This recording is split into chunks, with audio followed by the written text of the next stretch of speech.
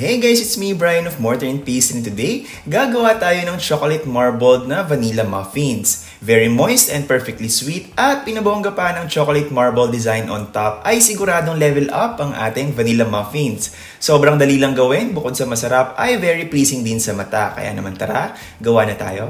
Mortar and Pastry.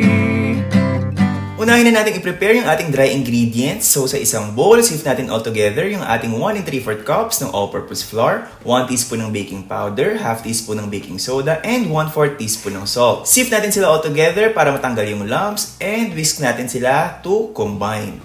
After that, pwede na natin i-add yung ating 3/4 cup ng white sugar at haluin ng mabuti. Then, pwede na natin i-add yung ating wet ingredients starting with the 3/4 cup ng milk, 1/3 cup ng canola oil, and 1/4 cup ng melted butter for extra richness, and 2 large eggs. Add na rin natin yung ating half teaspoon ng vanilla for flavor. Whisk natin sila all together until well combined or maging smooth and wala nang lumps ng flour all around the top and the sides ng ating bowl.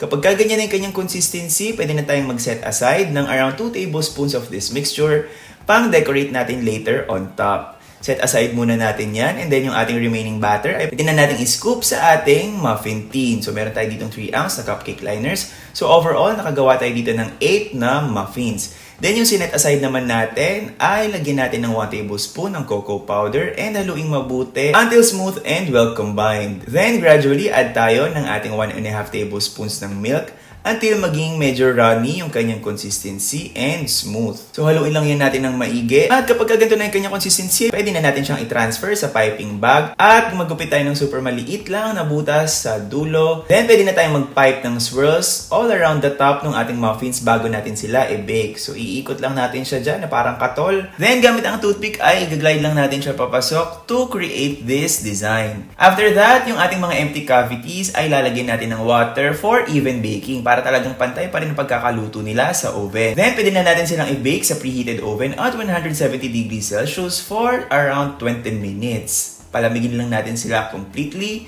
And that's it! Enjoy your homemade chocolate marbled vanilla muffins.